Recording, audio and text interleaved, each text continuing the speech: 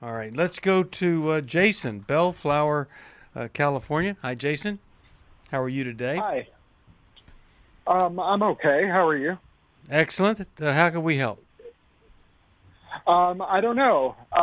My girlfriend, the lady that I have children with, she told me to call.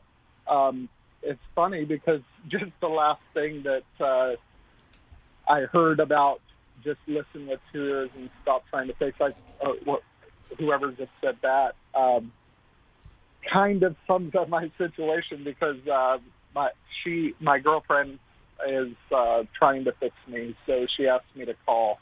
Um, Okay. so I called.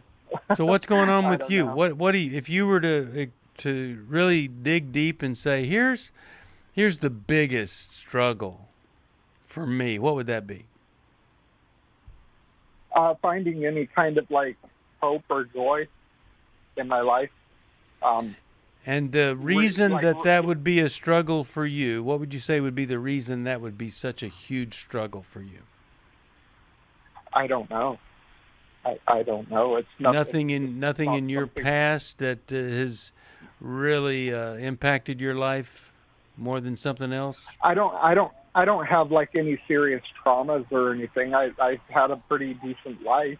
I have anything that's happened bad in my life has been self-inflicted. Um, I So what you're saying, what I'm hearing is that mom and dad were always there for you, nurturing you, caring for you, and then you just set out and kind of destroyed your life or made it difficult? well, no. Um, I guess maybe I minimize things that have happened in my life. But both my parents were there, but my dad was not there. Like really, he was on. He had substance abuse issues. Was Um, he an so alcoholic? he wasn't a yes, and as well as other things, A crack drug addict? cocaine and alcohol. Okay. So Yes, an yes, alcohol and drug but addict, yeah. I would say those were yeah, yeah, substance abuse issues. I'd also say yeah, yeah. they were life impacting things for any young boy to experience from a father. We're going to talk about that right after this.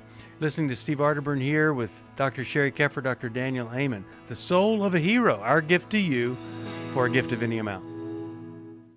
We're back. Steve Arterburn here, Dr. Sheri Keffer, Dr. Daniel Amen. So what else do we want to say here before we move on? Sheri, anything from you? Jason, thank you so much for just calling. What a Yeah. cool thing for you to follow through on that. One thing that I was observing as you were talking to Steve initially is he was asking you questions to open up your heart.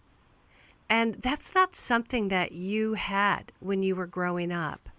Growing up with addicts, right? With a dad who's, addicted to cocaine and alcohol, and a mom who's probably swinging from her own depression to enabling, and it just creates a really chaotic home life. And kids are missed. I mean, how can you be seen and heard and known when alcohol and drugs took your dad away from you? He wasn't there. So when Steve started asking you questions, what I loved is you brought a little bit more of yourself at a time, right? First it was like, no, I'm good. Grow up, my family was, and then all of a sudden it's like, no, my dad was an addict. And everybody leaned in. When you were sharing, Jason, everybody who's listening right now, like, turned their radio up and they were listening to you because it wasn't fake, it wasn't surface, it was very real.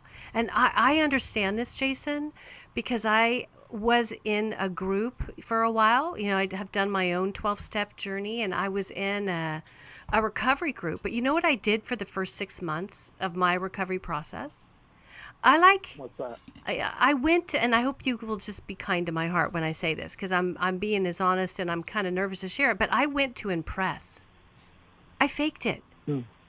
I faked it. I kind of went and just seemed to be the nice girl in the group or the one that was caring. But you know what I didn't bring? I didn't bring my shame. I didn't bring the stuff that I did that was off color or wrong or bad behavior. I kept that from them because I didn't want them not to like me. But do you know what I learned? That day when I made the change and I started, I committed to my group. I wasn't going to be dishonest with them anymore. I was going to come and not be nice girl. I was going to come and be real girl. Do you know, for 6 months, I didn't do anything in the group but share my shame. And that is how I finally discovered what love feels like. Because I was loved, warts and all. They listened and didn't judge me. And I feel like that's what you're missing, my friend. I feel like there's some shame that nobody has loved you for. They've not really gotten to know you well. What do you think about that? Yeah, I don't really, it's not that I don't necessarily try and hide anything. I'm actually pretty open about my shame, to probably too much. Like it's like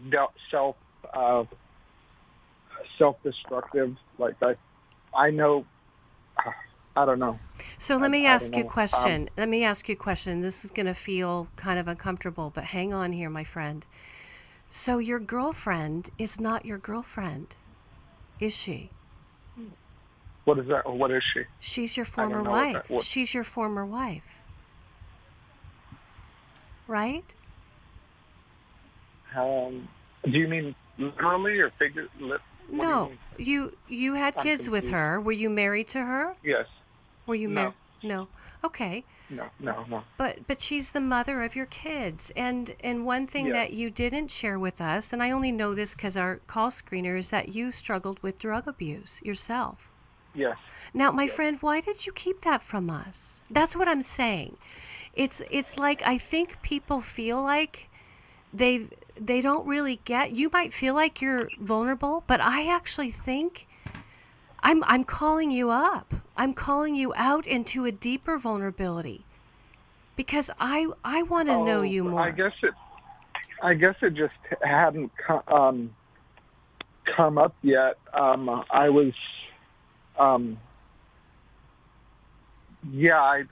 I started doing drugs very early in my life. I'm 40.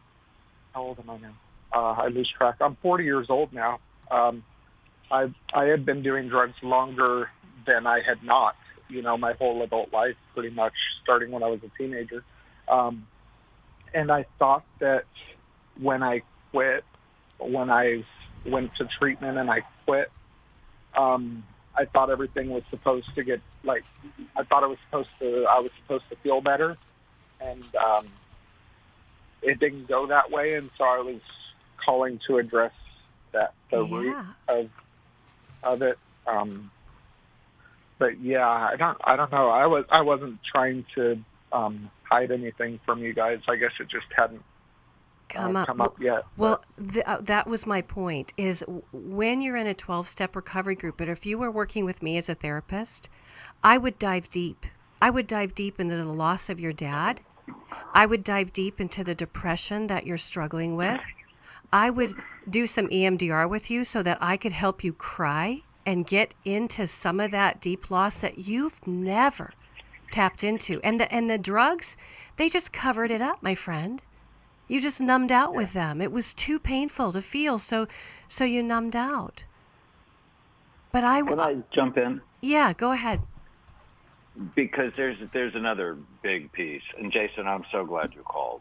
But when you use drugs for a long time, then you've worn out the pleasure centers in your brain. And we often talk about on this show, and I certainly talk about it in my books, including Your Brain is Always Listening, that you got to get your brain healthy.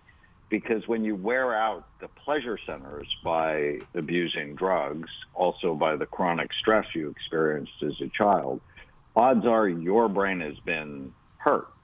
And so even though you stopped abusing your brain, it needs to be rehabilitated, because it's not just psychological. I know if we scanned you at one of our clinics, we would see trouble, but trouble that could be repaired. And whenever you think about being well, it's always these four big circles. So what's the biology? What's the brain? I'm hearing that. Your sweetheart is saying you don't have joy in your life. It's a brain function. And so the pleasure circuits in your brain were numbed and perhaps damaged, could be repaired. The psychological stuff, that's what Sheri's talking about. I actually studied children and grandchildren of alcoholics. It's been a very important interest of mine for a long time. And you learn not to talk, not to trust, not to feel. So I don't think you were holding anything from us. But there's a whole bunch of shame that goes along with that. And then there's a social circle, which is how are you getting along with the kids? How are you getting along with the mother of your kids? How's work? How's money? All of that's important. And then the wild card, and this is why I love New Life and why I come on every month, it's, well, what's your deepest sense of meaning and purpose? So why the heck do you care? Why do you get up every morning? And getting well is all four of those circles all the time. But I'm just listening to you and Sheri talking, and I'm like, I wonder what his scan looks like. And I wonder how his diet is and what are the nutrients he's taking. Because odds are your brain's been beaten up. And when you get your brain right, everything seems to be better. Actually, therapy goes better. Don't you think, Sheri? Oh, of course. And the brain is right. Therapy goes better because people remember what you talked about, and they can actually use the techniques day in and day out.